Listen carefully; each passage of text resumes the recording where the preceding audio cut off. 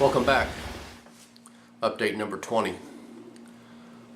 So we've been working on the concrete plant, looking at getting some chain link installed and kind of planning that out. Waiting on some parts from Atlas to repair that one locomotive, and the town of LaGrange. Have been trying to get some buildings, looking how I'm going to get those installed and get the roads put in, things like that. So anyway, let's take a quick look what's been updated.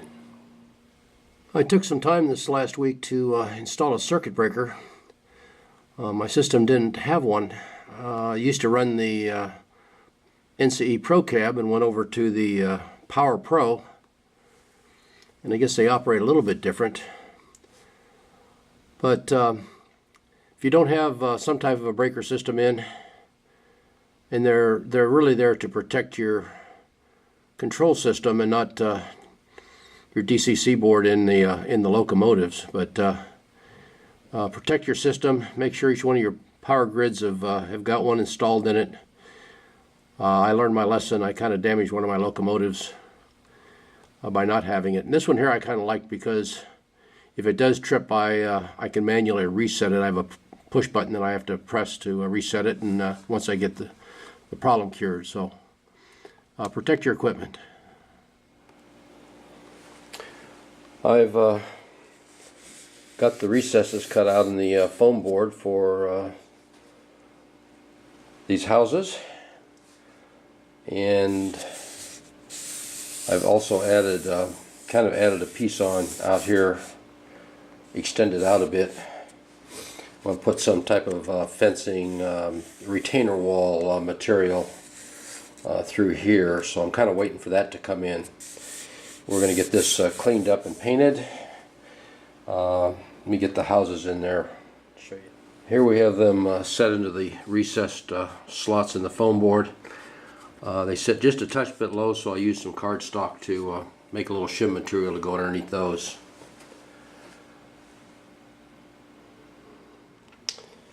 We've been laying the ground cover in around the housing area here. Need to extend this out a little bit farther, start turning it more brown. I think I'll put a little baseball diamond out in this direction. This is foam board that this is sitting on, and I have found that if you put too much water on it, it starts to curl up. So I just use a real heavy coat of paint to put down, and then put my ground cover on that and use that as the adhesive. For the edge, Chooch, C-H-O-O-C-H Enterprises, and they make some interesting products. Some very realistic looking fencing and tunnel walls and rocks, rock facings. A lot of theirs say flexible, and the one that I ordered, I didn't see flexible by the word, but it's like a latex product. It's fairly thick. I'd like to have seen it a little bit thinner, but it does cut easily with a very sharp X-Acto knife. And what I've done is I've actually laid in some of that into this area for a barrier wall. My next is to attach that in place, and then I'll bring the ground cover out and up to the top of that area there. So that's coming along. Keep working on the school. I need to get that started, and been working on the cement factory area here. Getting the ground cover in around the area so I can put in a chain link fence. Going to use the Gold Medal Models chain link to install around this area. They give you a very nice template here, one of the edges, so that you can get the fence posts in correctly. So we'll be using that. Started working on the chain link fence and trying to get it removed. So far, I've got a real fine pair of wire snips that I've been using here, and they work fairly well. The problem is, I don't know if I can see it, when you go to cut it, even with the X-Acto knife, it starts to distort the little screen work, and it's very hard to get that straightened back out again. I was thinking about maybe trying to take the Dremel tool and see if I could get close enough to cut it off. So we may give that a try, but we're trying to separate the chain link fence from the runners that they ship it to you on. This time what I used was the Dremel tool with a cutting disc and went in very gently and slowly, cut this down.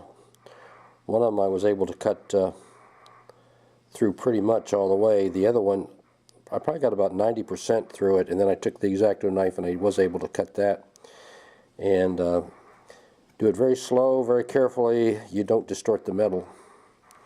So, and here was the Dremel tool with cutting disc. I've got all the chain link fence cut out. Just kind of laying it down, trying to figure out how I'm going to get that to fit into place. If I'd known I was going to do this, I'd have done a little better pre-planning to make sure I had the exact length I needed in concrete, or whatever area you're going to use, to put that fencing down. Because you got to make some right angle bends or cut the chain link fencing in there. So it comes in a 4. Kind of get 4 pieces of chain link. I did order 2 packs, so that'll be enough then to finish up around the other edge. I just received the parts in from Atlas to repair the trucks, and this is the truck that I had go bad, and for some reason the gearing in it just completely locked up. If you do have to order some parts, especially the trucks, make sure that you order a pair of them. Luckily I did. The old trucks that were on the train have this kind of a real deep green, almost black. The 2 trucks that I received in are black. So we've already installed them, put them on, test run the train, and everything seems to be okay. So I want to go back through the programming in it one more time. So pleased with Atlas. Got the parts to me, they were reasonably priced, and all is well. Okay, that's going to wrap up update number 20. Sorry that it's taken me a little longer to get this update out. Took a little vacation, took my car down to Florida and spent a week down there and had some fun, so can't spend all the time on the train layout. But hopefully I've given you a few ideas, some pointers, and I thank everybody for watching. We'll look for you next time. Have a good day.